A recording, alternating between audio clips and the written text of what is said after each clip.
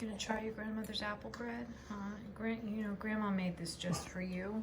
Grandma has been waiting for you to give her brand new latest recipe, the 5-feather review that we've become accustomed to you giving. Yeah. Is this a 5-feather review in progress? Grandma, what do you think? 5 feathers? Absolutely. Grandpa, what do you think? 5 feathers? Grandpa's giving it 5 feathers. And since Grandpa and Pearl's taste buds tend to be in sync about these sorts of things, yeah. I would say this is at least 5 feathers, perhaps more, even more feathers, yeah. What's the highest? Yeah, the highest is infinite feathers. Oh. Or 1,000, whichever, I think, because I think we've got about 1,000 feathers. Look Do you at have his about crests 1,000 feathers? Oh, he's so happy.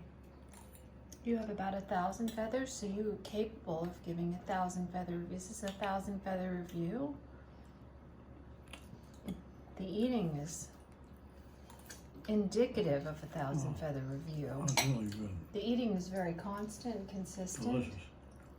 Yeah, with measured energy for each bite. Yeah. Yeah. Okay. This would be, I think we can add this to the regular rotation of delicacies. Yeah. Okay. Well, I guess I won't be eating that piece, huh? He really likes Well, it. it's a darn good thing that there's a whole loaf where your large featherless waitress won't get to try any, right? You're so cute. You are so cute. Yes, you are. So cute.